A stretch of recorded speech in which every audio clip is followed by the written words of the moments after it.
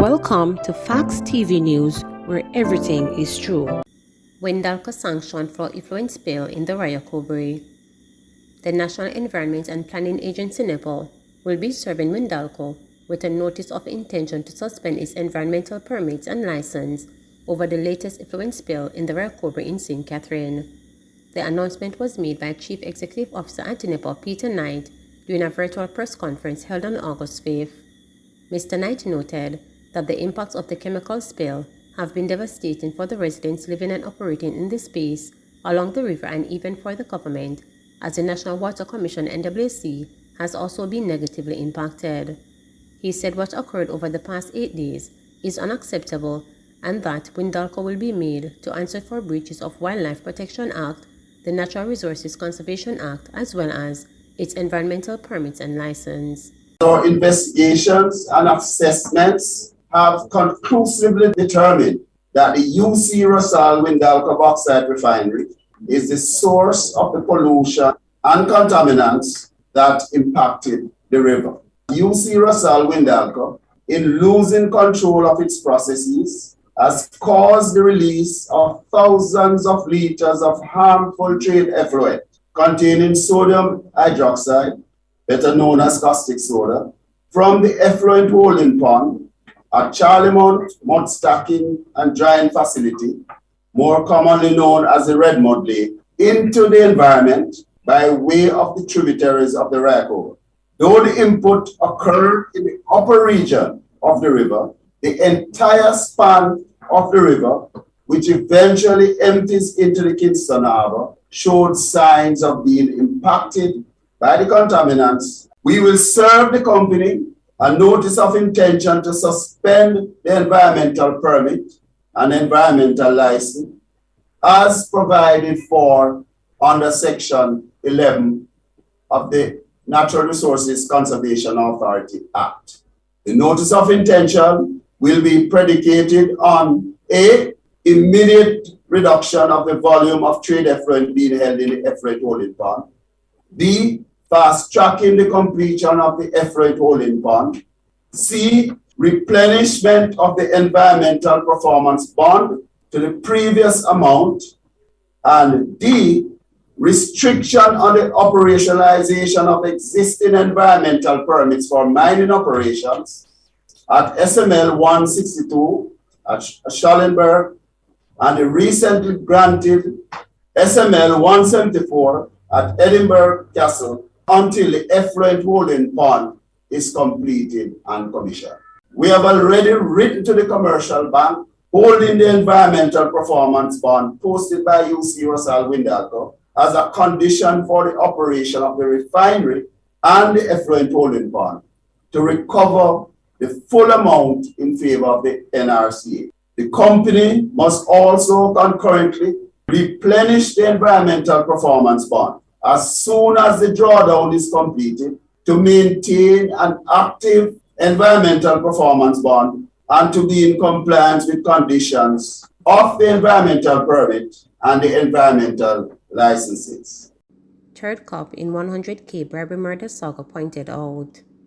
The third policeman implicated in the murder of a St. Andrew Tyler over an alleged bribery deal was pointed out in an identification parade on Friday afternoon. A corporate area judge have given the police until 4 p.m. Friday to charge the cop. The order was made in Kingston and St. Andrew Parish Court following an application for release of the cop by his attorneys, Peter Champini and Richard Lynch. The application was made after the witness failed to point out the cop during previous ID parades. Judge Leighton Morris, in granting the order, indicated that he will give the Independent Commission of Investigations (INDECOM) one last opportunity to get its affairs in order. Charges are expected to be laid soon against the unnamed cop who left the island the day Philip Wallace, 29, was murdered in his community of East Kirkland Heights in Red Hills in July.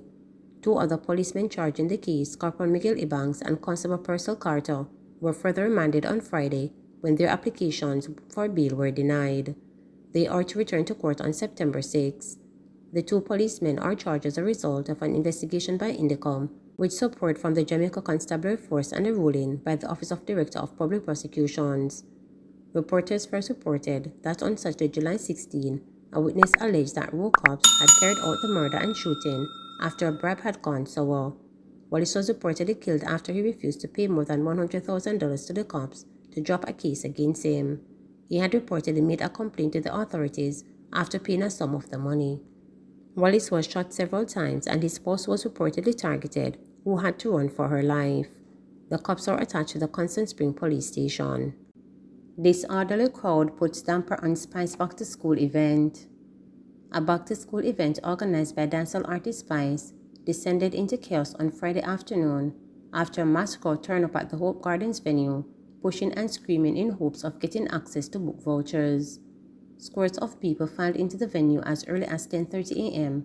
and the crowd became boisterous when the entertainer arrived shortly after 1 p.m.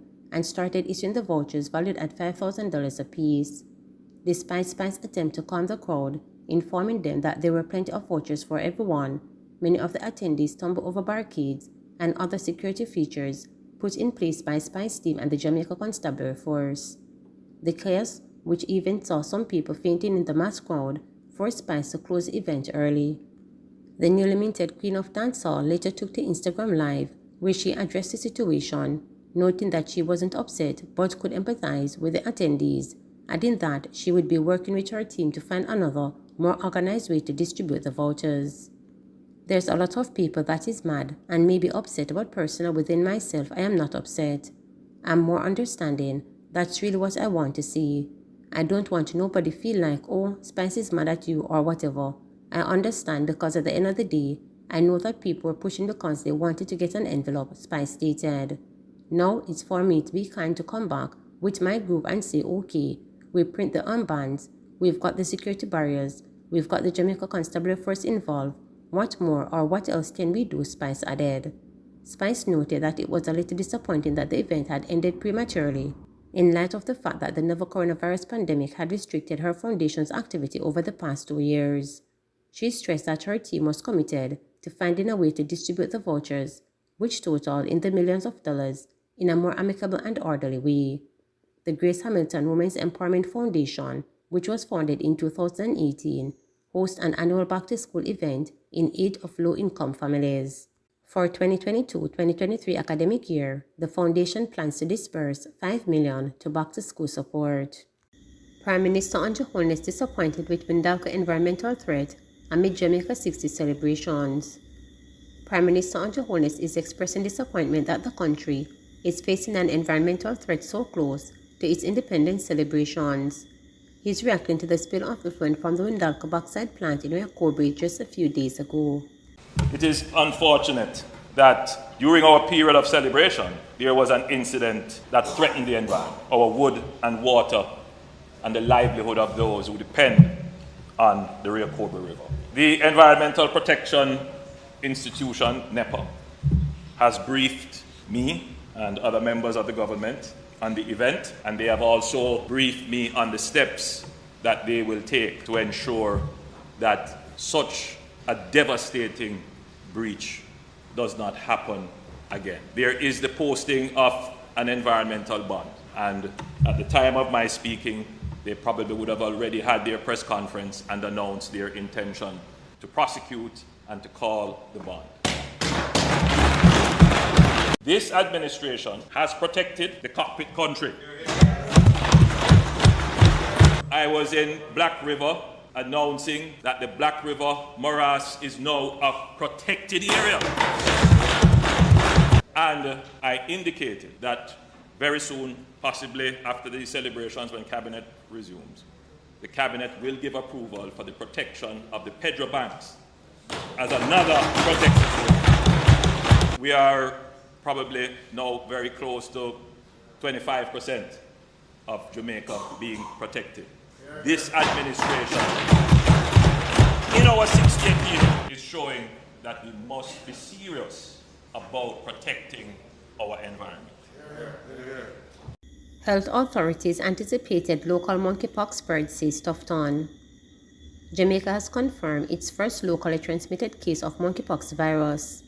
The disclosure was made by Health and Wellness Minister Dr. Christopher Tufton yesterday, following a ceremony to mark the resumption of construction work on the Western Children and Adolescent Hospital in St. James. This brings to 3 the number of confirmed monkeypox cases in Jamaica. Dr. Tufton says the individual has no travel history and is being quarantined at home. Dr. Tufton says local transmission was anticipated. It, in a sense, changes the complexion of the challenge that we face. Having said that, it was anticipated that sooner or later you would have local transmission. What the technical team are doing as we speak, they are meeting, they are consulting, including with our bilateral and multilateral partners, looking at their protocols, which we have put out already, having a discussion with the medical teams in the respective parishes, and reviewing how we address concerns around public information, how we address concerns around vaccines, how we address concerns around contact tracing and quarantining if necessary. We don't think that it is at the stage now where the public health team should be recommending any major restrictions, except to say that we have to beef up our borders to ensure that Port Health can manage screening and the observance and the surveillance of people coming in. And that has always been the case, but we're going to have to be more vigilant in this case because of this issue. We'll continue to advise the public as information is available or as the experts recommend, but it is something that we have to monitor carefully. US $8.4 million to be spent to boost the ICT capacity of the health system. Jamaica RTC changes in the handling of medical information in the healthcare system. The Ministry of Health and Wellness says US $8.4 million will be spent on the ICT component, which will allow for the electronic access to patients' health records. The announcement comes alongside the redevelopment of the Spanish Town Hospital and will support information transfer across other hospitals in the country. Health Minister Dr. Christopher Tufton says this will reduce the time spent on retrieving documents and accelerate the healthcare process.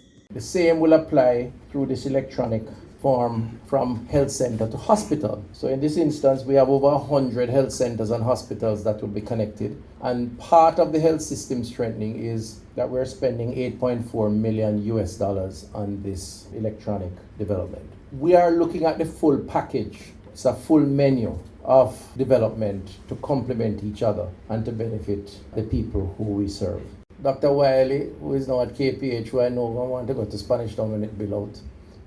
I'm just joking. She may be on the 6th floor and she needs some vital information from somebody on the accident and emergency ground floor. Person will have to take the elevator or run up the stairs because the system allows for the transmission of that information in real time. And so that patient could be prepared for and responded to in an important way. The same will apply through this electronic form from health center to hospital. So in this instance, we have over 100 health centers and hospitals that will be connected.